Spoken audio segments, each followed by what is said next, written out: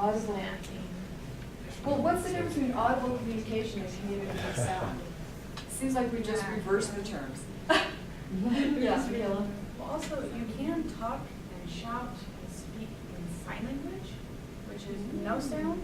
Ooh, yes, that's true. And it doesn't have vocal tracks, so it doesn't break down Right. either one. Right, But it still is a language. right, it is, yeah. So we could have communicative sound versus, yeah, we don't want to imply that language has to be sounded to count as a language. Yeah, I think we still have to give them credit for like building this semantic dictionary, because this is just a very select group of people making these semanticist dictionaries. Whereas we have a group of 30 people just like picking one apart.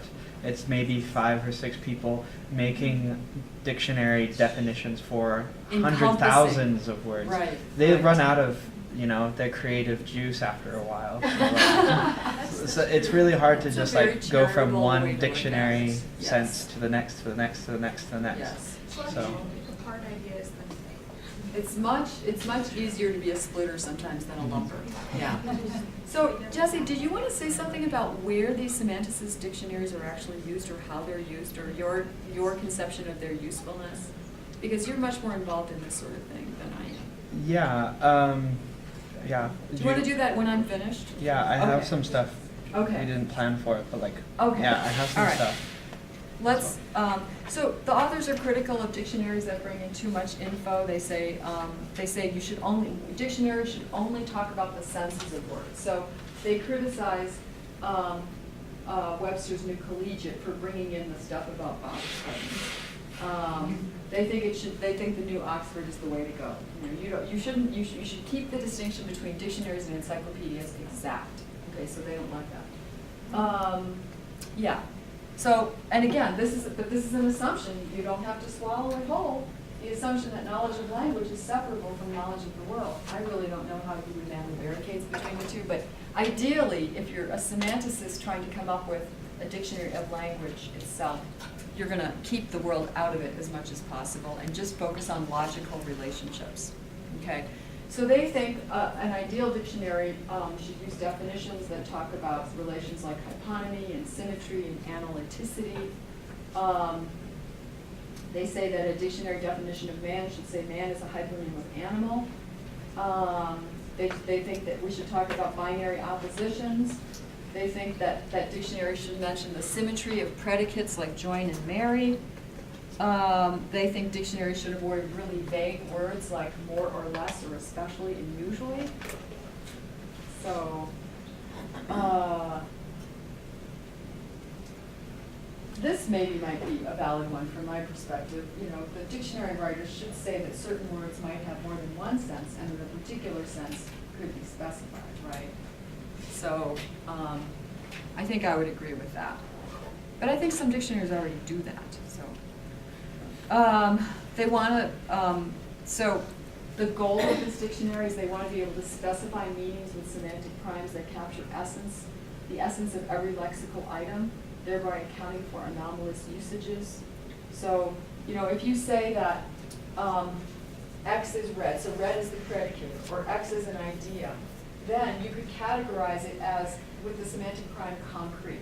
If X is red, that implicates that X is concrete. If X is an idea, that implies that X is abstract. Therefore, a sentence like that idea is red is anomalous, and you can come up with that anomalousness with a logical rule.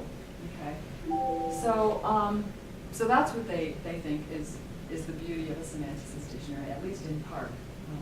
But this is my sort of little editorial comment here. But I think that they're not as economical as semanticists hope, and we may have to postulate so many of them that we may be using more specifications ultimately, you know, than a traditional dictionary maker would be using. So, you know, the question is it meant to be a mental map of the language using mind? Is it intended to be useful for people trying to learn another language? Is it supposed to enhance a native speaker's appreciation of his or her own language? Okay, so all three of these are very legitimate goals for a dictionary, but I think the first one is the main one that your authors would like dictionaries to do. So I wanted to just share with you a little bit from a paper of mine that to show you how I'm using semantic, whoops, how I'm using, not that one. How I'm using semantic primitives in my work. So I've told you a little bit about my idiophone project, my sound symbolism project, and I've told you a little bit about how idiophones, they're real words, they're definable words, and I never thought I would have much use for semantic primitives, but then I decided to look into it more carefully, and I decided that this would be a really useful way to consider the meanings of idiophones. You can look at their meanings with semantic primes. Okay, so let's see. Do this here. Let's go back. Okay. I didn't want it to display that way. Okay, well anyway, you get the idea. So we've got, talking about idiophones, we've got 3 categories. We've got 3 super categories: visual, movement, and sound. And then we've got these subcategories of color, pattern, configuration, haptic, which means touching, and then below that is proprioception, which means the perception of your body moving, but it's not really moving. It's like you have a nervous tic or a twitch or something like that. It's a very fine, minute bodily movement. And then idiophones for sound, which involve cognition and emotion. And so what I've done in this paper is I've shown how most of these words use these basic semantic categories of meaning in their use. And so I'll just show you one example. And so for each idiophone, like this idiophone, C-H-E-M, chem, I'm saying that it encodes visual as well as pattern. But let me show you one idiophone in particular. Okay, so this idiophone that I'll show you an example of encodes visual, movement, as well as configuration, okay? Let me just get that example up here. Okay, here it is. Okay, so here's the idiophone, aki.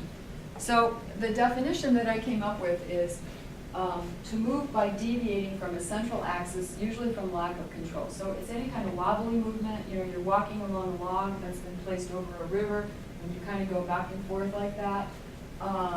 And so what I'm saying is it encodes movement, that you can see it, it's visual, but it's also configurational in the sense that it's in a certain pattern, okay?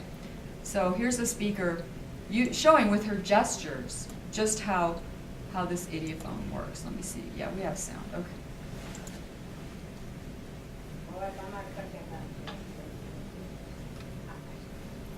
So she's telling a story, and then she's explaining how somebody was carrying a baby.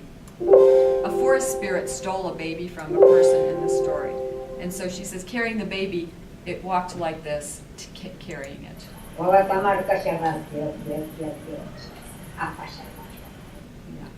Yeah. So, for my work, I think when you're talking about these words that encode sensory perceptions, there are limited numbers of sensory perceptions, and I think semantic primes can be useful in a situation like this. But it boggles my mind how you could use them effectively for the rest of the lexicon, which has much more complex semantic structure than these words. So anyway, yeah. Okay, Jessie, do you want to talk a little bit about what you have been up to, or what